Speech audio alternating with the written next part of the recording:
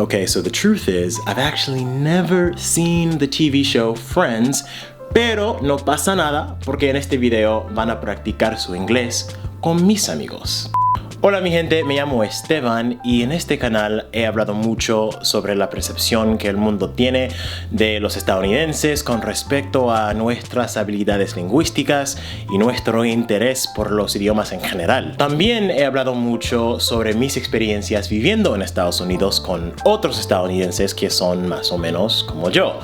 O sea, que les gusta conocer otras culturas y que les gusta aprender otros idiomas. Así que en este video les voy a presentar a unas cuantas de esas personas.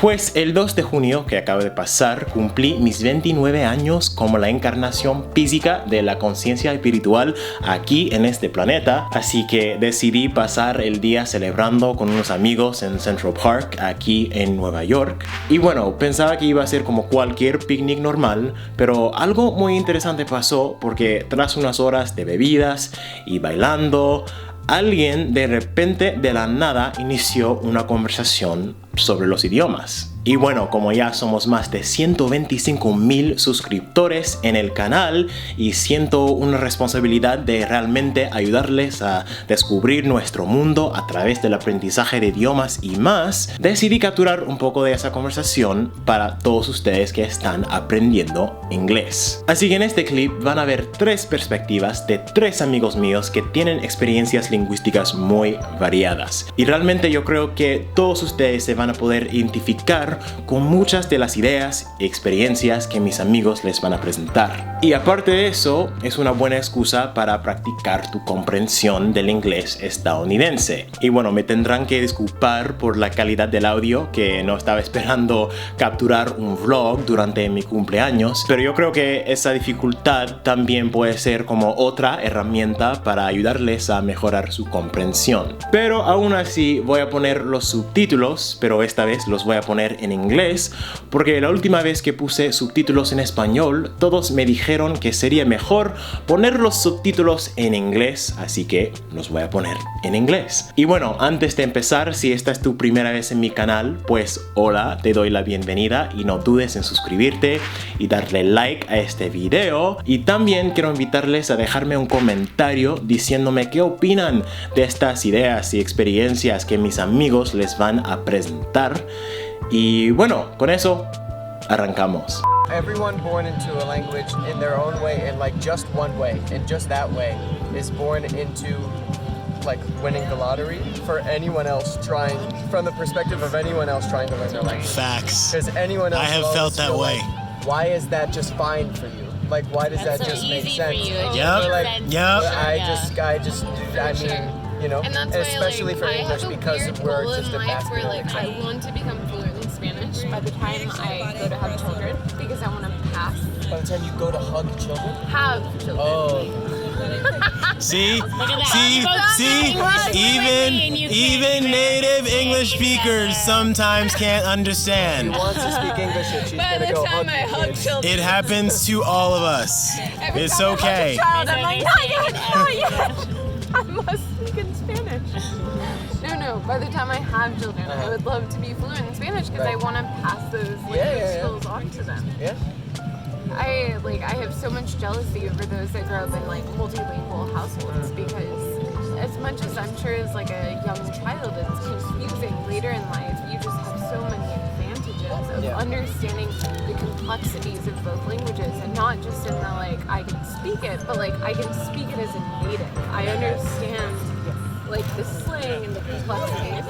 There's a puppy. And there's a I feel like The puppy has decided that he likes us. like there are definitely moments. No.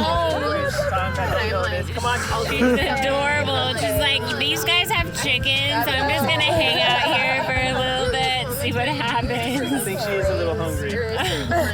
And she loves strangers more than she loves family. Aww. Chichi's her name? Chi-Chi. Chichi's her name. Really funny because with my Chichi the Chihuahua. native.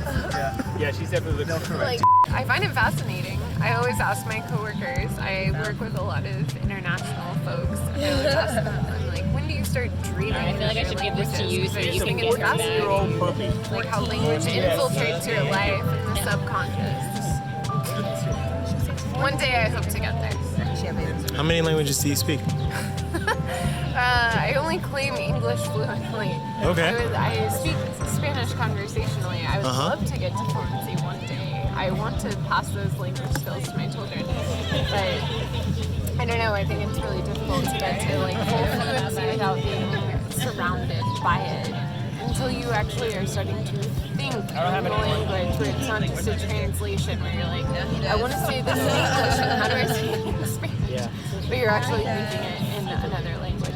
I studied abroad in Spain and I, like in the 3 months, not that I got there, but I started to understand what that was like to think in another language. And so I have an appreciation for it and I hope one day that I can like get there. You can. I hope so. You can. I would love to. And I think you will. I think you will if you really want to. I'm pretty motivated. I do feel like That's the piece you rejected before. there's an element of She's like, I know what's up. necessary You for tried that that to already. happen. And whether or not it's in a like country that speaks that language, or you just find a way in which to surround yourself with a community that like speaks that language, I think you can do it in either aspects, but there is an element of just like you have to live it to really digest it and like make it part of not just your conscience but your subconscious. That was beautiful. That was Any comments? Just kind of my own experience. I don't feel like I translate from English into another language in my head when I'm speaking in French or Spanish, but I will notice, because English is the language that I use most of the time, by the vast majority. Let's go.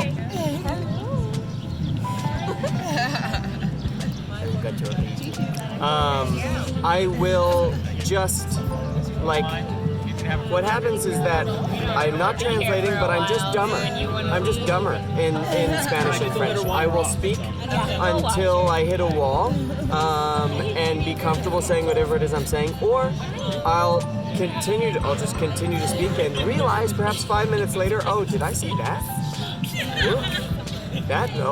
I know that's not the right rule, and yet I said it anyway because I think, and perhaps I feel lucky to have this, but there's not that stop gate in my brain for language. I will keep going because I have a desire to communicate, and I think that is perhaps what I would most recommend as a way of thinking for new language learners to adapt, is to just try to convey your idea, try to communicate, and then the rest will follow, and you will make mistakes, and you will feel like, as I said, that you're dumber in this language after you maybe even feel proud about what you said and then look back and go, oh, I said that and that and that. It's okay.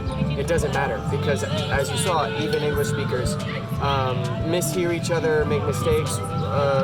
It's never about being perfect because no one is, and such a thing does not exist.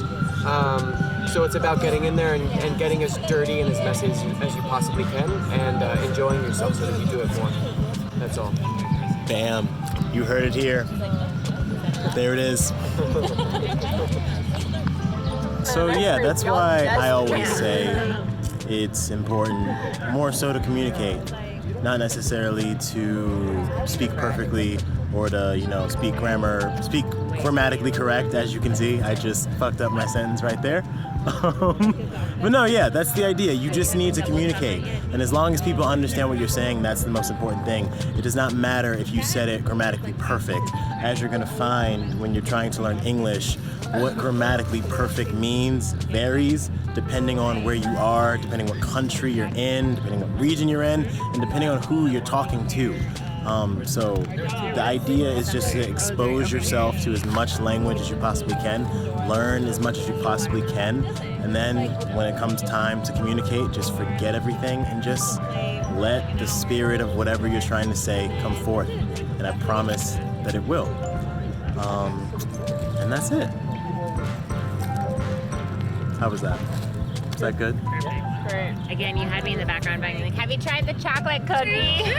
I'm just adding a lot of really intelligent conversation and points to Steven's points about language. But what I will tell you is that languages are hard, but you should never give up. And he's a testament to that because he speaks better language, specifically Spanish, than this Latina. He speaks better English and Spanish than I do. So I don't know what that teaches you, but if you put your mind to it, you can beat Erica. Tell me what happened when you went to Mexico. Oh, when I went to Mexico, everything changed for me. First of all, Mexico City is one of the most underrated cities in the world as far as how cool it is. Everybody should go there, it's amazing.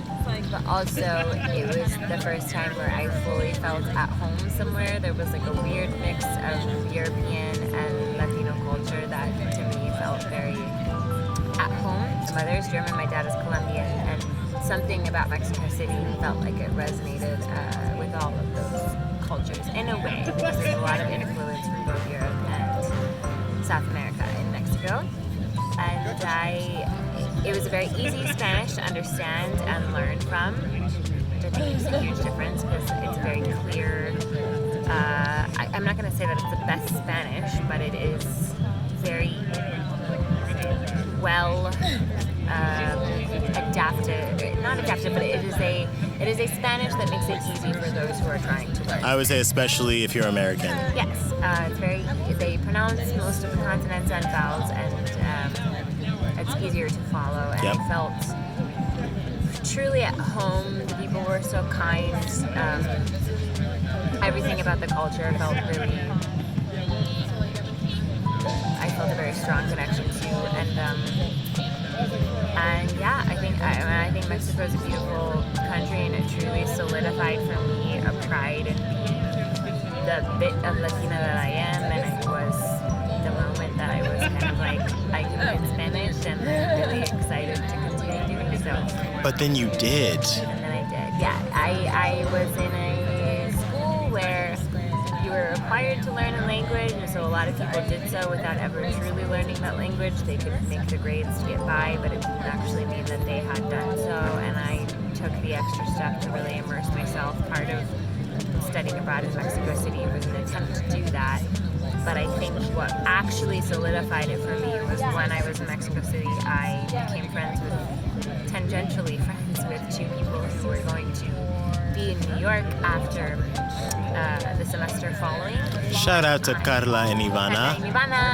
And so I lived with them. They were my roommates the semester after I came back from Mexico, and that was when my Spanish really got better because I was speaking it at home, which made a huge difference. Right here in New York. Yeah, with people my age who were just like me and who were speaking Spanish at home, and that's how I learned it in a context that was non-judgmental and just real. What needed to be. Yeah, it was two people who spoke Spanish versus one who was an English native speaker at home, so we spoke Spanish, and that's how I got all the slang. I had a Mexican accent, the full thing, but that was what made me feel like I could do it, and then from there it was just free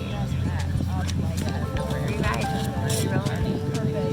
Spanish is a beautiful language, and I encourage everyone to learn. Y bueno, eso es todo por hoy. Espero que hayan aprendido algo nuevo, algo útil, algo que les pueda ayudar en sus viajes hacia el éxito. Y nos vemos en el próximo video. Chao.